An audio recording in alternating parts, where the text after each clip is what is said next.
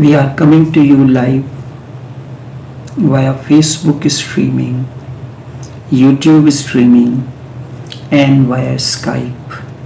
Each one of you is welcome to this live streaming.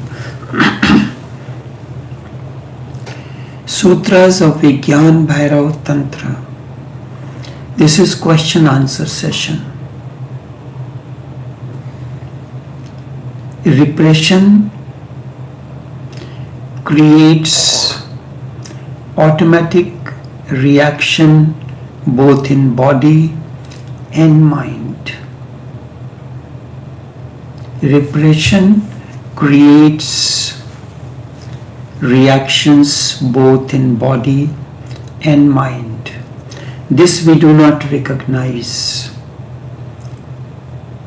and also do not want to change.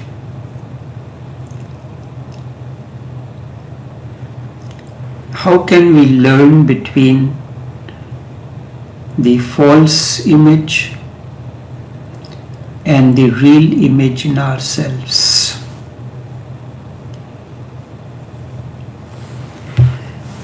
You have to understand certain things. First of all the faces that we have are false.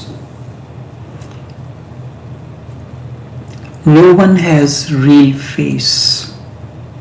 That is why the question arises, over which is false and which is real. If you have a real face, you know. If you have a real face and you know it, the question does not arise. The question arises because all our faces are unreal.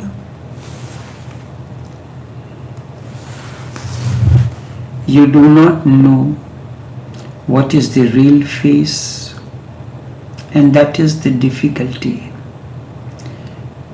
You have not yet seen the real, and real is not seen naturally. Your real face is not visible naturally. For this you have to make efforts. You have to discover your real face. In Zen, they say the real is the original face. The face that you had it before your birth, and the face that you will have after death.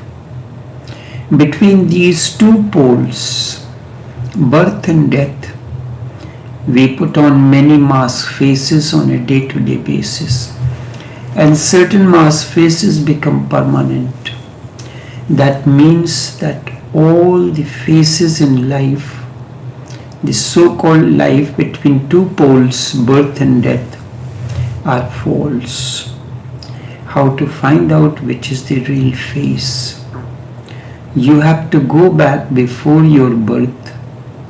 That is the only way to find the real face. Because the moment you are born, you have started being false. You have started being false because it pays to be false. The child is born and he has started to be politicians. The moment he is related to the world, to the parents, to the family, to the friends, politics begins. Now he has to take care about his face. He will smile as a bribery. He will try to find out in what way he should behave, that he is accepted more and more. This is what actually happens throughout the life. He has to find out what is the way to be accepted more, to be loved more, to be appreciated more. Sooner or later the child will find out what is condemned by the parents, by the families, and whatever is parents and families condemn, you repress it. And it affects the body and mind both. Then with repression the false enters in. So all the faces you have in front of a friend, in front of a parent, family, society, and yourself, they are all false. Do not try to find out the real one among your present faces. They are all false. Similarly, false. They are useful. Although false, but they are very useful. In front of the friends and family, then when you wear a smile, it pays. That is why they have been adopted. These false faces are utilitarian, but not true. They help you. And the deepest deception is that whenever you become aware that your faces are false, another face is created, which you think is real, but it is not.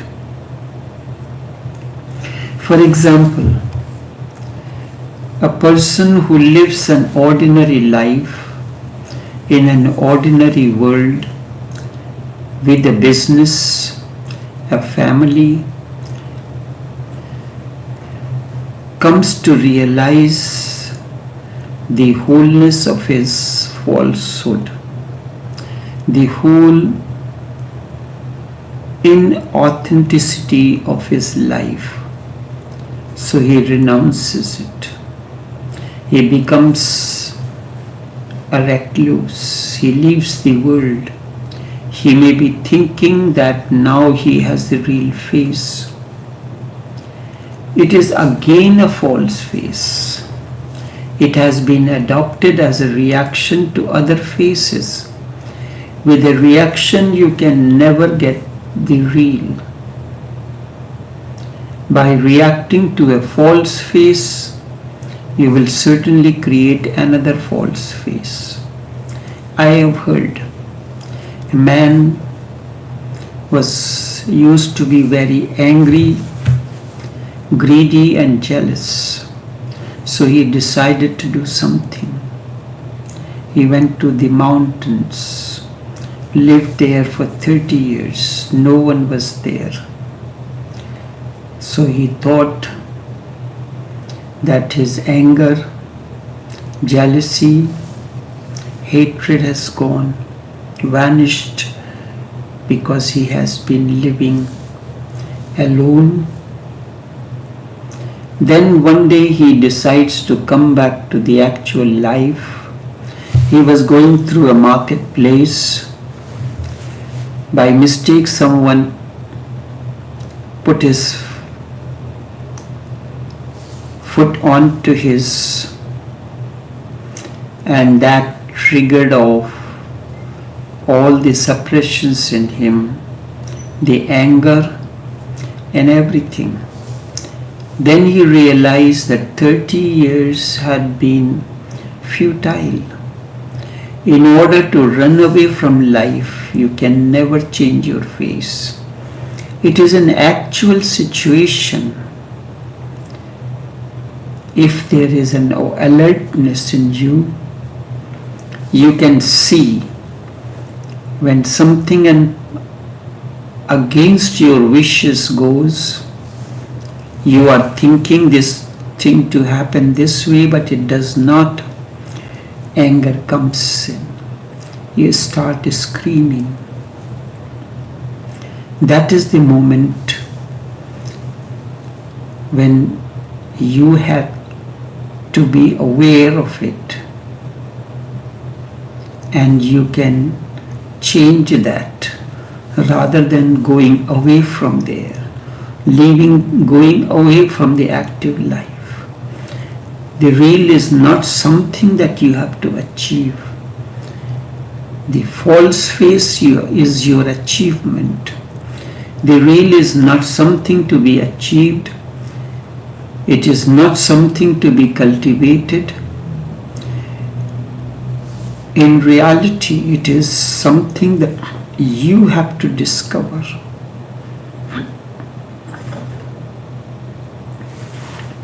It is already there. You have to remove the false layers, and then you will find that the real appears. When you take a piece of onion, you keep on removing the layers one after the other. In the end, what you find, emptiness. In the same way, you have to remove the layers upon layers that you have put on over the period of time. And when you remove all the layers, then what is attained is emptiness. No mask face, no layer. That is that you have discovered through a process. That is your real face. It is already there. You do not have to attain it, because any effort will lead you to something, to some other false face. For false face, effort is needed. It has to be cultivated. For real face, no effort is needed. It is already there. If you simply leave your clinging to the false faces, that naturally you use anger as a tool to combat certain situations. You leave that. The false will drop, and after that what will remain is the real face. When you have nothing to drop, you are in front of the wife, husband, children, friends, neighbor, and society. You wear each time a different mask. You slowly and slowly drop all. Then the real is discovered. You come to realize that which is real. And what is the way? Alertness, awakening, meditation is the way to drop the false face. That is why there is so much insistence on being thoughtless. When you are thoughtless, there is no thought. You cannot create a false face. False face is created only because of thoughts. In a thoughtless state of awareness, you will be real, because it is basically thought that creates the false face and mask. When there is no thought, how can there be a face? You are faceless. These thoughts are like layers upon layers on the onion. As you remove the layers, you reach to an empty space that is thoughtlessness. You will be faceless, and that facelessness is real face. Both mean the same thing. So for this you have to be aware of the thought process. Do not fight with it. When a thought arises, simply be aware of it. The thoughts are there just like clouds in the sky. You are looking at them without any prejudice, either for or against that this thought is good or bad. If you are against any thought that is arising in you, you are fighting, and that fight will create a new thought process. If you are for them, you will forget yourself and you will float in the current of thought process, and you will drown in that. You will not be there as a conscious witness. Be a witness to your thought process without worrying about good or bad. If you are for, you will be in a process. If you are against, you are in a process of creating another process and reaction. So do not be in favor or against. Allow the thoughts to move. Let them go wherever they are going. Be in a deep let go. Simply be a witness. Whatsoever is passing, a simple exercise can be done. Sometimes come out of the house. Stand at the busy corner. Watch the cars passing on the street. Do not focus on what is the make of this car, color or anything. A car passes, there is a gap, no car passes. Then again a car passes, suddenly the car passes one after the other without a noticeable gap between the two. This is how thoughts move. You keep on being a witness. The thought process is like a traffic passing on a busy road, and you are standing on the side watching the number plates of the cars, the color of the vehicles, the make of the vehicles, who is driving, male or female. This is how the thought process goes. Whatsoever is passing, be a witness. If you do this exercise, it will help you to understand the thought process. Do not judge. Do not say this is good, this is bad. If you try to do it with thoughts, it may be difficult, but you can choose an example. Standing by the corner of a road, busy road, stand there for half an hour, every day. If you do, in the process you will realize that you are becoming a witness of the thought process. Do not judge. Do not say this is good or this is bad.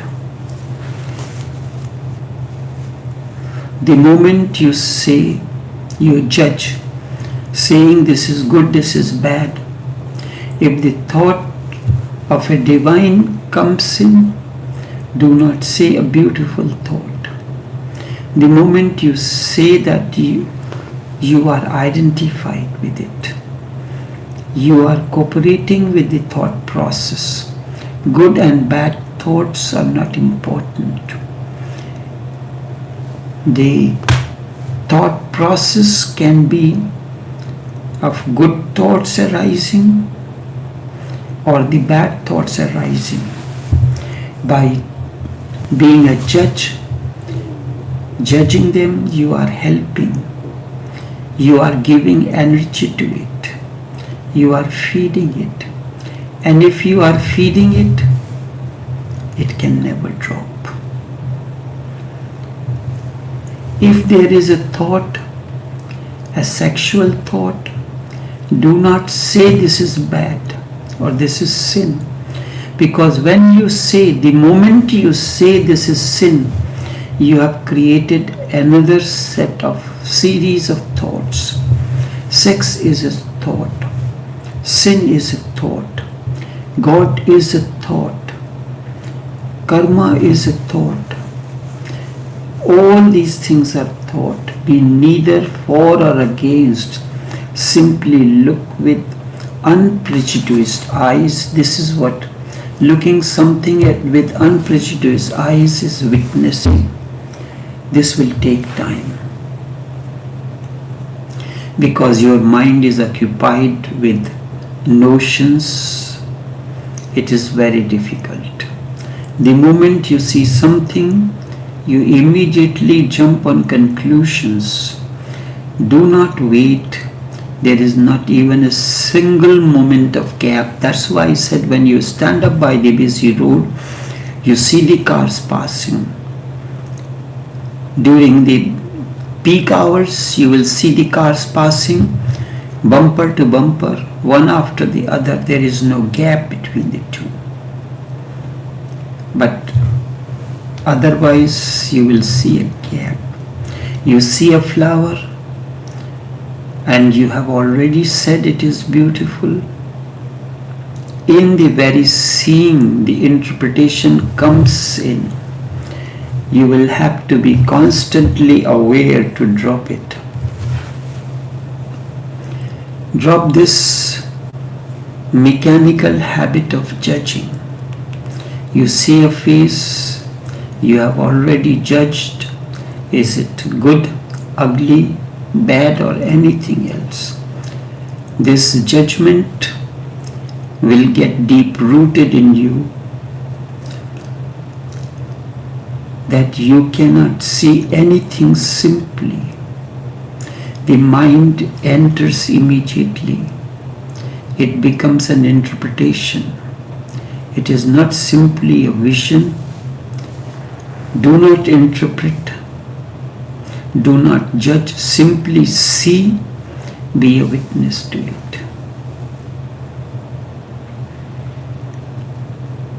You can do the other way. One way I told you is standing by the roadside, a busy corner,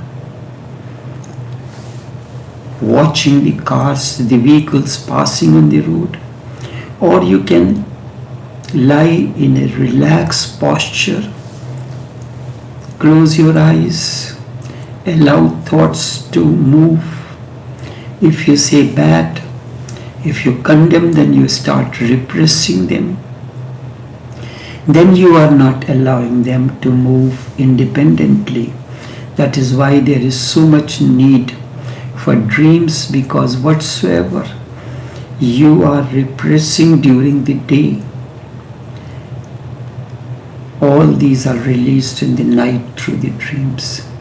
That which is repressed goes on forcing its expression during the dreams. It needs expression. So whatsoever you repress, you dream. Dreams are very cathartic.